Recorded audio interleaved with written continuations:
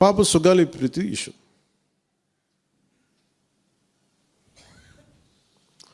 పండ్లున్న చెట్టుగా రాళ్ళు పడతాయంటారు. ఎవరైతే చేయూతనిస్తారో, ఎవరైతే ఆధారం ఇస్తారో వాళ్ళని తిడితే ఎట్లాగా? అసలు ఈరోజు సుగాలి ప్రీతి అనే కేసు ఎలా ఎక్కడి నుంచి బయటకు వచ్చింది మీరు చెప్పండి. ఇలాంటి అన్యాయం జరిగిందని ఎవరికి తెలుసు?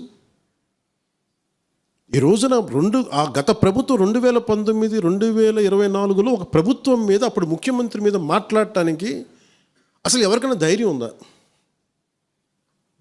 ఒక ముఖ్యమంత్రిని ఒక మాజీ ముఖ్యమంత్రిని ఆ టైంలో అరెస్ట్ చేస్తే రావడానికి ఎవరు లేరు రోడ్ల మీద. అలాంటి పరిస్థితుల్లో ఓడిపోయి 2 చోట్ల ఓడిపోయి ఉన్న ఒక ఎమ్మెల్యే వాళ్ళ పార్టీకి వెళ్ళిపోతే ఏ మానసిక స్థైర్యం, ఏ ధైర్యం, ఏది ఉంటుంది చెప్పండి ఎవరికైనా? మరి అలాంటి సమయంలో నేను ఒక తల్లి పడ్డ వేదన తీసుకున్నా. నాకే సరదానా 2 లక్షల మంది జనం మధ్యలో నడుచుకుంటూ వెళ్ళి ఆ సమస్యను హైలైట్ చేసి వాళ్ళు సిబిఐకి ఇచ్చారు. సిబిఐకి ఇస్తే మన ఇంటర్నల్ పేపర్ వర్క్ మనకి ఎలా తెలుస్తుంది?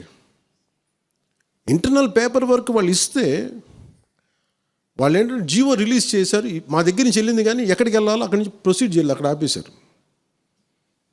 హోంశాఖ నుంచి వెళ్ళింది సెక్రటేరియట్లో ఎక్కడో నెక్స్ట్ ఫైల్ ఢిల్లీకి వెళ్ళాల్సిన అక్కడ ఆపేశారు. మేము హోంమంత్రికి సిబిఐకి పంపించేసాం అంటే లెటర్ చేశారు, లాక్ చేసి లాకర్లో పెట్టారు. ఇది జరిగింది.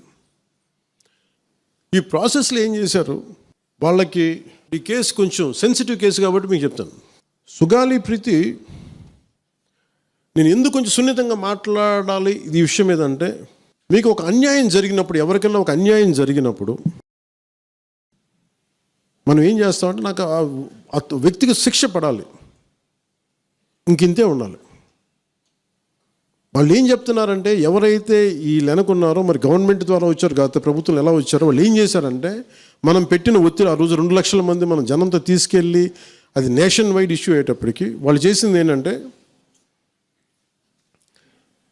మనం చేసిన పోరాటం వల్లే ఎస్సీ ఎస్టీ అట్రాసిటీ కేసు బాధితులకు చట్ట ప్రకారం ఇచ్చే ప్రయోజనాలు, పరిహారాలు వారి కుటుంబానికి దక్కాయి.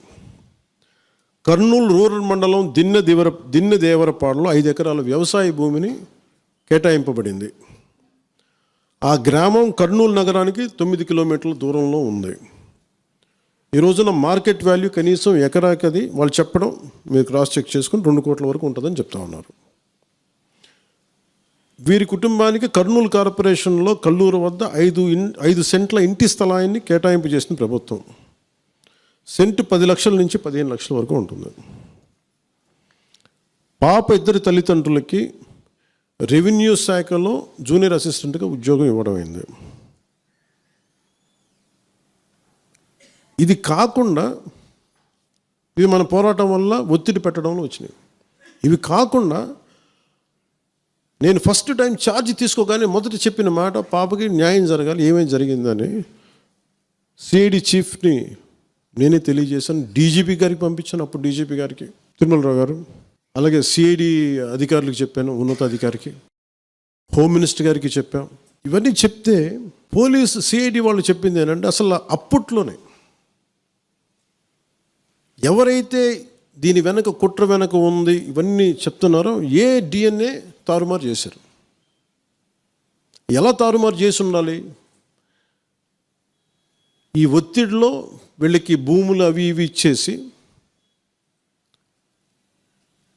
మరి ఏం చెప్పారు నాకు తెలియదు కానీ వాళ్ళు, నాకు తెలిసి వాళ్ళు ఈరోజు పోలీసు చెప్తుంది ఏంటంటే, సాక్ష్యాలు వీళ్ళు చెప్తున్న వ్యక్తుల మీద వాళ్ళ డిఎన్ఏకి దీనికి మ్యాచ్ కావట్లేదు. ఇది వాస్తవం. కోర్ట్స్ ఏం చేస్తాయి, పోలీసు ఏం చేస్తారు, దీన్ని కూర్చోబెట్టి. ఎందుకు చెప్తున్నానంటే, ఇది వివేకానంద రెడ్డి గారిని చంపేశారని తెలుసు అందరికీ. ఎవరైతే చేస్తున్న నిందితులు ఉన్నారో వాళ్ళు ఒక్కొక్కరుగా చంపేస్తున్నారు వాళ్ళని. మరీ గత 5 సంవత్సరాల్లో ఇట్స్ ఎ క్లాసిక్ కేసెస్ ఇవి. ఈ ప్రక్షాళనకే పూనుకున్నాం మనం. ఇది ముఖ్యంగా మన ఎమ్మెల్యేలకు కానీ, మీరు ఎంపీస్, యాజ్ అన్ ఎంపీస్ మీకు కూడా, మీరు ఈ కేసెస్ మీద మీరు రేపొద్దున అసెంబ్లీలో గళం ఎత్తాలి. మీరు తప్పదు. ముఖ్యంగా లా అండ్ ఆర్డర్, వీళ్ళు అందరూ తప్పించుకుంటూ వెళ్ళిపోతే ఇట్లా ఒక సోషల్ అన్రెస్ట్ వస్తుంది దీనివల్ల. అంటే వ్యక్తికి ఒక నేరస్తుడు చేసిన, ఒక కులానికి చెందుతాడు ఏదో ఒక నేరస్తుడు, మనం ఏం చేయలేము దానికి. ఇందాక అరుణ చెప్పినట్టుగా ప్రతి ఒక్కరు ఏదో కులానికి చెందాలి, వేరే దారి లేదు మనకి. మనం వేరేలా పొట్ల ఏదో కులానికి చెందాలి. కానీ తప్పు చేస్తే కూర్చోబెట్టి పలానా టక్కమైన ఒక మాట అనేస్తారు. పలానా ఎక్స్ చేసాడు అన్నావు, పలానా కాస్ట్కి చెందిన వాడు చేసాడు అంటారు. అసలు ఇంత కాస్ట్ ఎక్కడి నుంచి వచ్చి తెలియదు క్రైమ్కి.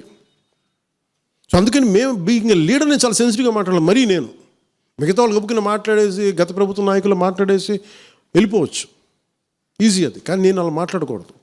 దట్టు నేను ఇప్పుడు డిప్యూటీ సీఎం పదవిలో ఉన్నాను కాబట్టి నేను చాలా ఒళ్ళు దగ్గర పెట్టుకుని మాట్లాడాలి. అందుకని ఇవన్నీ మీరు ఒక్కసారి దీంట్లో కూడా ఆ పాపకి న్యాయం జరగాలి, దోషులుంటే శిక్షింపబడాలి, దాంట్లో అసలు ఎప్పుడు లేదు. కానీ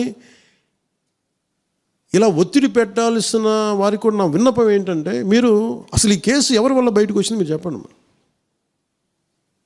సో మా త్రికరణ శుద్ధిని, మా చిత్తశుద్ధిని మీరు తక్కువ ఎంచిన. ఇక్కడ కేసులు వాళ్ళు కూర్చోబెట్టి నేను వెళ్ళి సాక్ష్యాధారాలు నేనేం క్రియేట్ చేయలేను. అక్కడ గత ప్రభుత్వం చేసిన తప్పులు కొనేసారు వీళ్ళు చాలామందిని. మరి ఏం కొన్నారు, ఎలా కొన్నారు, దీని మీద కేసు పెట్టాలి. ది లెట్ ఎంటైర్, ఇది నా ఒక్కడి కేసు కాదు, ఇది ఎంటైర్ సొసైటీకి ఇది సిచ్యువేషన్.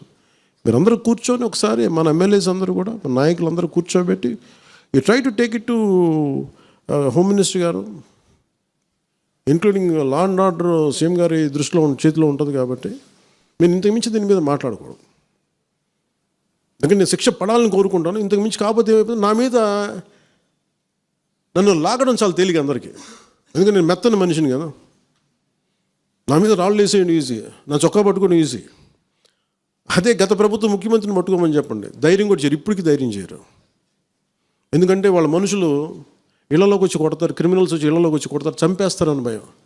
మనం ప్రజాస్వామ్యం కదా, మనం భరించాలి. అందుకని దయచేసి దీన్ని మీరు ఒకసారి కూర్చోబెట్టి ఒకసారి మన గౌరవ శాసనసభ్యులు, మంత్రివర్గ సహచరులు, లెజిస్లేటివ్ కౌన్సిల్ మెంబర్స్, పార్టీ నాయకులు అందరూ దీని మీద ఒకసారి, స్పోక్స్ పర్సన్స్, వీర మహిళా నాయకులు, మీరందరూ ఒక్కసారి కూర్చోబెట్టి ప్రతి ఒక్కరు కూడా దీని మీద, ఇది ఎందుకంటే ఇది ఒక కేసుగా చూడకండి, ఇది గర్ల్ చైల్డ్ తాలూకు ప్రొటెక్షన్ చాలా ఎసెన్షియల్. అందుకని దీన్ని సోషల్ మీడియా యాక్ట్ కానీ ఇవన్నీ మాట్లాడాలని పొద్దున్న నిర్ణయించుకున్నాం. ఇది ఒకసారి మీ దృష్టికి తీసుకున్నాం.